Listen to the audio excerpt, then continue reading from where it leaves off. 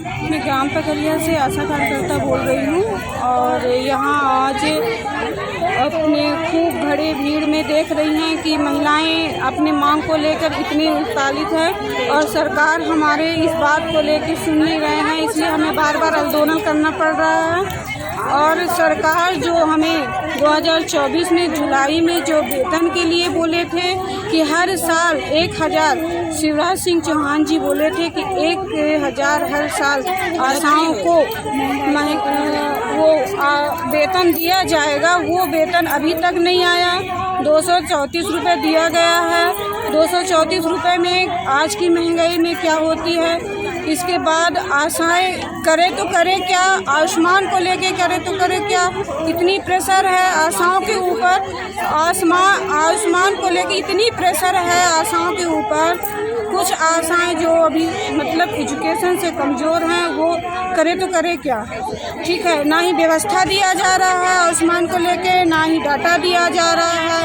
तो जिनके पास नहीं है तो वो ना ही व्यवस्था है ना ही एजुकेशन है, लेकिन करे तो करे क्या। काम चाहिए, सरकार को काम चाहिए, तो अब करे तो करे कैसे। इस चीज़ को सरकार इस चीज़ को अमल करे, आशाओं के पीछे इस चीज़ को सोचे, जाने कि मिले कैसे, उनकी सुविधा कैसे जानी जाए, उनकी पहुंच तक जानी जाए, क्या है उनके अंदर उनके परिवार की व्यवस्था क्या चल रही है। हर चीज़ सरकार इसको देखे।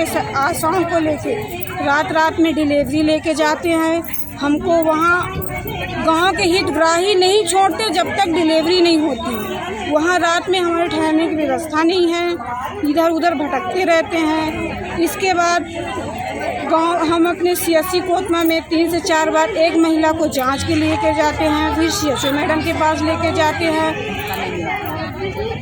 मिलता है नहीं मिलता है, क्या मिलता है समझ में ही नहीं आता है कि आशाओं का पेमेंट है क्या।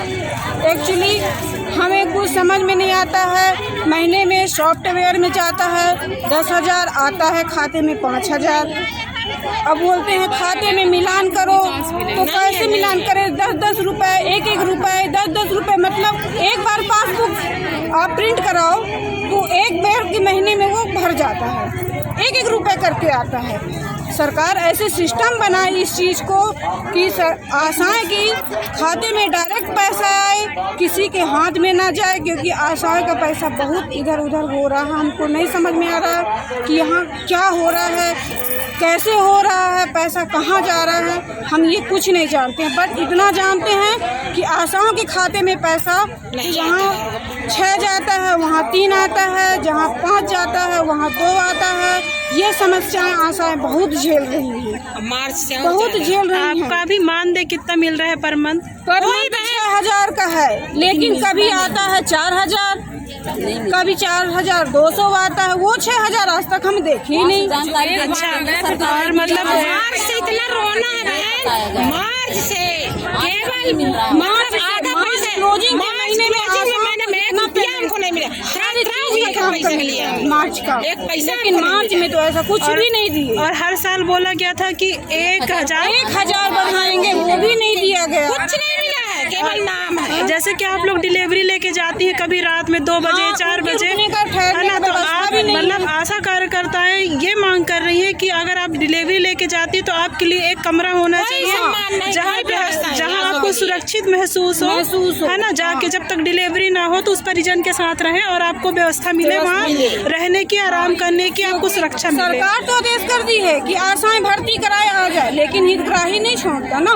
वो तो है ही है कि हम जमीनी स्तर पे काम कर रहे हैं, हमें को हितग्राही के हिसाब से चलना पड़ता है। अगर आज हम हितग्राही का वैकेंसी जाएंगे तो कल चाहे आप जो बैठे रिकॉर्ड मंगवाते हो ना, ये लेके आओ वो लेके आओ, तो कल को हमें तो तुरंत भगा देंगे। आशा को काम पर मिलता नहीं है। जैसे आशा लोग काम कर रही हैं तो मिलता कुछ नहीं। जैसे ये मना नहीं है, आशाएं काम करने के लिए तैयार है। जैसे आपको मानदेय 6,000 मिल रहा है ना, उसके उपरांत आप लोग जो रेगुलर अन्य कार्य करती हैं उनका प्रेरक राशि सही तरीके से आपको मिलना चाहिए। सही भाई मिलना चाहिए पर नहीं मिलता, नहीं मिलता। केवल नाम है। 6,000 सबसे पहली बात महीने पेमेंट भी नहीं आता। सबसे पहली बात तो जो हम निचले दर्जे के हैं, जो आंगनबाड़ी हो चाहे स्वास्थ्य विभाग की आशा कार्यकर्ता, हम लोग गांव पे काम करते हैं, लोगों से मिलकर काम करते हैं, तो उनका सहयोग तो हम पूरा करेंगे। ऊपर वाले अधिकारी तो कुछ भी कह देते हैं, आप डिलीवरी कराओ आ जाओ, लेकिन हम वो चीज़ नहीं कर सकते है ना, तो उनका हमको पूरा सहयोग करना पड़ता है बहन। होने के बाद आशा इधर बैठी रहती पूरी रात, रहने के लिए कोई उनको मतलब सरकार से आपकी ये मांग है, जब हम प्रसव कराने जाएं तो हमारे लिए एक अतिरिक्त कक्ष होना चाहिए जहां आशा कार्यकर्ता ठहर सके, अपना रात में वो सुरक्षित महसूस कर सके कि हम यहाँ सेफ्टी में। कुछ हो गया, कोई सुरक्षा नहीं आसाम के लिए, कोई बेनिफिट नहीं, न कोई पूछताछ नहीं आ सकती, केवल काम चाहिए। ठीक है, उतने के लिए अपने को सक्षम होना है भाई, रास्ते में अपने के लिए सक्षम होना है। और फरवरी तक जहाँ कुछ मिलता था, मार्च से तो मान लीजिए रोना ही रो रहा आंसू के लिए। 4 माह से हम लोग को मतलब 4 माह में मई जून में हमको मिला, इसमें आधा कट के और बोल रहे हैं कि पूरा पैसा आ गया तुम्हारा, और आया नहीं है। ठीक है, आप लोगों की मांग ये सरकार तक जाएगी और ये निवेदन है कि ये फिक्स मांग देगी, फिक्स दे, फिर या कि फिर प्रोत्साहन ही दे रहा है, पर डायरेक्ट हमारे आशाओं के खाते में कैसे लाडली बहना देता है, लाडली बहना कैसे देता है वो ये बताइए।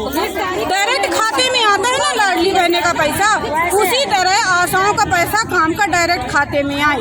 चल ठीक है, ना दे प्रोत्साहन ही दे, लेकिन उसके खाते में डायरेक्ट आए। ठीक है, हमारा मांग यही है सरकार से, और जो सरकार शिवराज जी चौहान जी बोले हैं वो प्रति वर्ष 1,000 बढ़ाए, हमारा मांग इतना ही है। आयुष्मान के बारे में और जो 12वीं पढ़ी आशाएं हैं उनका प्रमोशन किया जाए एनम में, क्योंकि महिला बाल विकास अपनी सहायिका को डायरेक्ट कार्यकर्ता के लिए आदेश निकाल दिया है। तो हमारी अपनी सरकार से निवेदन है कि आशाओं को भी डायरेक्ट ही एनम में पदस्थ कराए।